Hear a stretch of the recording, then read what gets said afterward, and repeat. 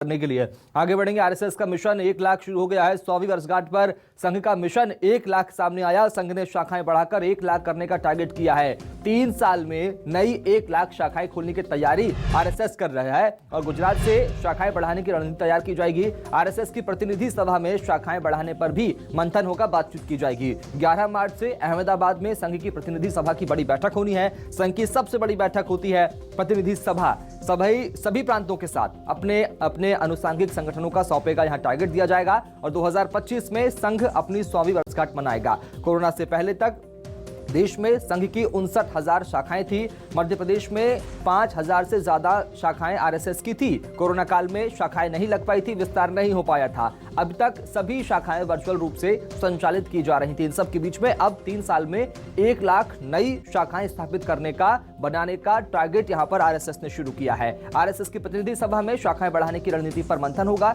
ये टारगेट तय कर दिया गया है कि 59,000 से अब 1 लाख तक हमें 3 साल में पहुंचना है। मध्य प्रदेश की बात करें, मध्य प्रदेश में 5,000 शाखाएं आरएसएस की है, संघ की है। संघ ने शाखाएं बढ़ाने पर फोकस करने पर जोर दिया है। 3 साल में 1 लाख नई शाखाएं खोलने की तैयारी यहां पर संघ करते नजर आ रहा है। गुजरात से नई शाखाएं बनाने की रणनीति तैयार की जाएगी। आरएसएस की प्रतिनिधि सभा में शाखाएं बढ़ाने पर रणनीति होगी, बनाई जाएगी, मंथन किया जाएगा। मध्य प्रदेश का अगर जिक्र करें तो मध्य प्रदेश में 5,000 से ज्यादा शाखाएं अभी संचालित हैं। हालांकि यह बताना जरूरी है कि कोरोना काल में सभी शाखाएं वर्चुअल रूप से ही संचालित की जा रही थी। स्वयंसेवक संघ के जो कार्यकर्ता हैं, जो स्वयंसेवक हैं, वो वर्चुअल रूप से ही शाखाओं में शामिल हो रहे थे।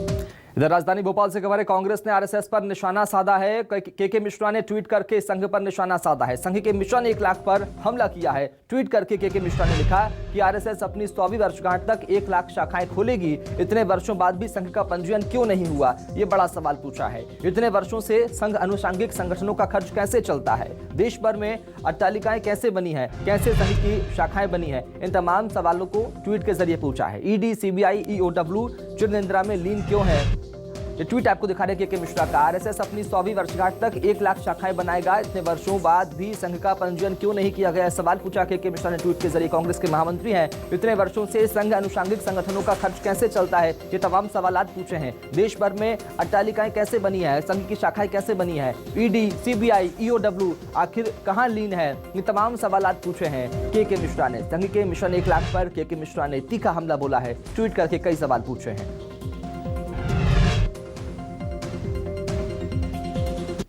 के मिश्रा ने ट्वीट करके संघ पर निशाना साधा है। संघ के मिशन 1 लाख पर हमला किया है। कांग्रेस अगर राष्ट्रीय स्वयंसेवक संघ को समझती होती तो देश में यूं नहीं सुपड़ रही होती, उसका जनाधार नहीं घट रहा होता, उसके नेतृत्व को यूं नहीं नकारा जा रहा होता। क्योंकि संघ का समझने का मतलब है इस देश की तासीर को समझना, इस देश की संस्कृति को समझना, इस देश की सभ्यता को आत्मसात करना और लगातार राष्ट्र प्रथम, देश प्रथम और उसके लिए स्वयं का समर्पण, ये समझ नहीं होता कांग्रेस ने। लेकिन कांग्रेस ये समझ नहीं सकती। कांग्रेस जिस प्रकार की तुष्टीकरण की नीति करते करते इतने आगे बढ़ जाती है कि वो राष्ट्र घातक भी होने लगती है, समाज तोड़ने वाली भी हो जाती है। तो आरएसएस की प्रतिनिधि सभा में शाखाएं बढ़ाने की बात यहां पर की जाएगी। भोपाल चलेंगे, राकेश चतुर्वेदी से बात करेंगे। राकेश, आरएसएस जो अपने आप में खुद एक मजबूत सुदृढ़ संगठन है, इसे 1 लाख शाखाएं पूरी करने का टारगेट दिया जाना अपने आप में क्या रणनीति होगी संघ की? राकेश, देखिए, पूरे संघ की बात करें तो 2025 में संघ अपने 100वीं वर्षगांठ मना रहा है। 100 साल पूरे आरएसएस को हो जाएंगे।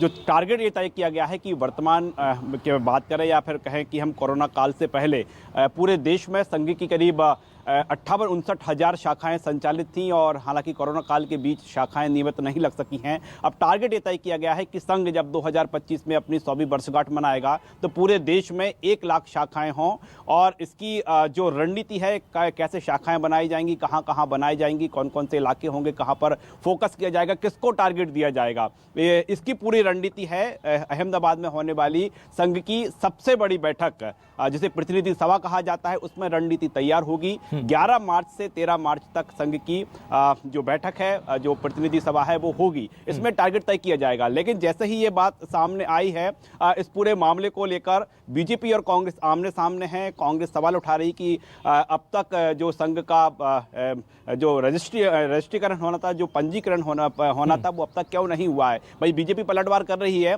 कि संघ को समझना कांग्रेस की स्थिति में नहीं है, और यदि कांग्रेस संघ को समझी होती तो इस तरह से सिमटी नहीं होती। तो हम कह सकते हैं कि एक और जहां पर आरएसएस का पूरा फोकस है कि समूचे देश में 1 लाख शाखाओं का टारगेट पूरा किया जाए, उसकी रणनीति क्या होगी, इस पर विचार विमर्श होगा। लेकिन उससे पहले मध्य प्रदेश में संघ को लेकर, संघ की शाखाओं को लेकर सियासत गर्म है। जो संघ के अनुषांगिक संगठन है, सत्ताधारी बीजेपी पार्टी है, वो कांग्रेस पर पलटवार कर रही है, वहीं कांग्रेस लगातार वार कर रही है और कांग्रेस सवाल कई तरह के उठा रही है। दरअसल बात करें, मध्य प्रदेश में भी संघ की शाखाएं बंद करने को लेकर कांग्रेस ने एक बार फैसला भी लिया था। कांग्रेस सरकार के दौरान, दिग्विजय सिंह सरकार में फैसला लिया गया था। हालांकि बाद में यह फैसला पलट दिया गया है और कांग्रेस लगातार संघ के मामले को लेकर सवाल उठाती रही है, संघ पर जो है लगातार वार करती रही है। लेकिन इस समय हम देख पा रहे हैं कि अभी जिस तरह संघ की रणनीति है, उससे पहले मध्य प्रदेश में कांग्रेस और बीजेपी संघ के मामले को लेकर। राकेश, एक बात यहां मैं आपसे समझना चाहूंगा, चूंकि 5000 से ज्यादा शाखाएं मध्य प्रदेश में संचालित है संघ की, ऐसे आंकड़े बताते हैं। लेकिन जब 1 लाख का टारगेट यहां पर संघ ने तय किया है, तो यह माना जाए कि मध्य प्रदेश में भी शाखाओं में इजाफा होगा।